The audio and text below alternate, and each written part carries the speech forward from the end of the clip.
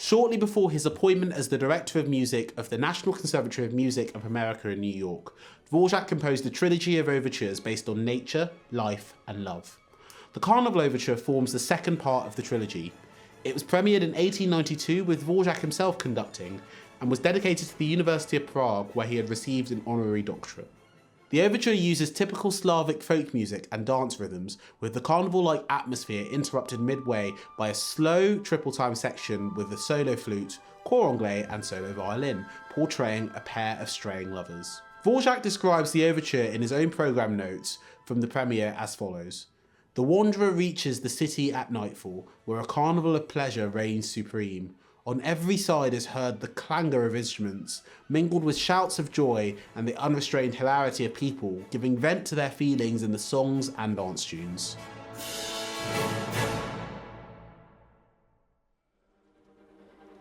Max Bruch is arguably the ultimate one-work composer. This G minor concerto is one of the most popular works in the repertoire, and despite being the first of 3 concertos written by him, it's one of his only works that anyone hears played today. Written in 1868 and full of fabulous melodies, Bruch makes use of a new type of character associated with the 19th century, a character that was associated with the gypsies. There was a sudden wave of new interest with gypsies in the 19th century, and one of the things they stood for was a kind of freedom. Attitudes were more repressive in the 19th century, and there was lots of talk about what was right and proper as opposed to what wasn't. The gypsies looked for a new kind of freedom that countered that. One of the reasons gypsy music became so influential was because of the virtuosic Hungarian violinist Joseph Joachim, a phenomenal player who influenced the style of violin playing so much that composers changed the way they wrote for the violin. This concerto is dedicated to Joachim, who performed the premiere of this piece. The music begins with a hushed drum roll, followed by a slow and still lamenting woodwind idea. The violin enters with an almost improvisatory-like theme. What dominates this movement is the use of the interval of the third, the notes that go ya, pa. You hear this at the very beginning with the opening woodwind idea.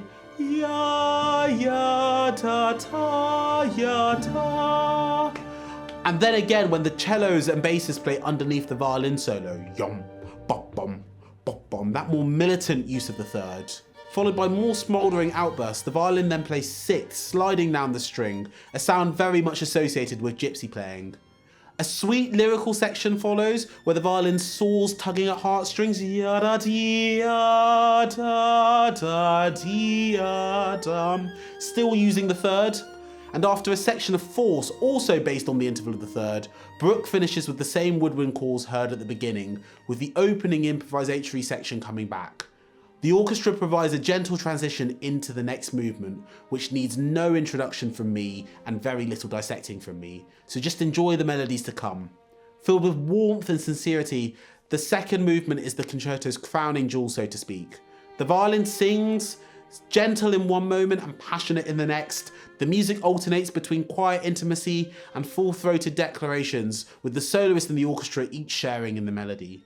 A mere breath separates the second and third movements. The orchestra begins with a whispered rumble that quickly blooms into the violin's melody and double stops. Lyrical moments are liberally interspersed with more flamboyant passages to bring this concerto to a rousing conclusion. Engelbert Humperdinck's Hansel and Gretel is a beloved tale of 2 siblings lost in the woods, based on the classic Grimm brothers fairy tale. The story follows Hansel and Gretel as they are sent to the forest to gather strawberries, only to get lost and find a gingerbread house owned by a witch. The witch initially tricks them, intending to fatten them up and eat them, but Gretel manages to outsmart her and save her brother. The music you're about to hear takes place at the end of Act 2. Hansel and Gretel are lost in a forest terrified, and out of nowhere a little man appears. The man turns out to be the Sandman, who calms the frightened children down by telling them he loves them dearly and that he has come to put them to sleep. I shut the children's peepers and guard the little sleepers, for dearly do I love them and gladly watch above them. He does this by putting sand in their eyes so the children can barely keep their eyes open. Gretel reminds Hansel to say their evening prayer, which is where the famous evening prayer hymn is played and the children fall asleep on the floor. During the dream pantomime, 14 angels come out and arrange themselves around the children to protect them as they sleep. At this point, you hear some of the evening prayer music building to such a beautiful, magical, sublime climax before the act ends with a really beautiful, lovely resolution.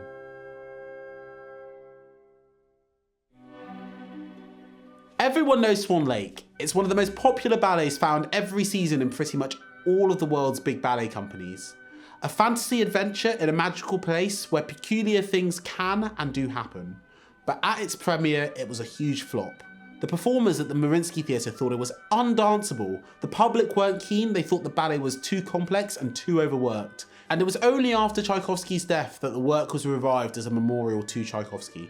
Since then, it's been incredibly popular and never left the centre of the ballet repertoire. Swan Lake tells the story of Princess Odette, kidnapped by the evil sorcerer Rothbart, who's half man, half bird, who turns Odette into a swan. Her only hope of escape is the love of the dashing hero Siegfried. The music you'll hear includes a compilation of pivotal points in the ballet, from the famous scene where Siegfried sees Odette's transformation for the first time, to the very end of Act 4, where Rothbart's spell is finally broken. As with a lot of Tchaikovsky's music, the music is filled with unresolved longing, an ideal that will never be satisfied, which means, like a lot of Tchaikovsky's other pieces, Romeo and Juliet and Francesca da Rimini, idealised love always has a tragic ending. Until the early half of the 19th century, the role of music in ballet was secondary. The main emphasis was on dance, while music was simply a compilation of danceable tunes. Tchaikovsky's Swan Lake was the first ballet score to be created by a symphonic composer. Following Tchaikovsky's initiative, ballet composers were no longer writing simple danceable melodies. Music was given equal prevalence as the dancing. Swan Lake is also the most widely known ballet in popular culture. Its influence can be seen in Darren Aronofsky's film Black Swan to Taylor Swift's Shake It Off music video, and its success goes far beyond the ballet world.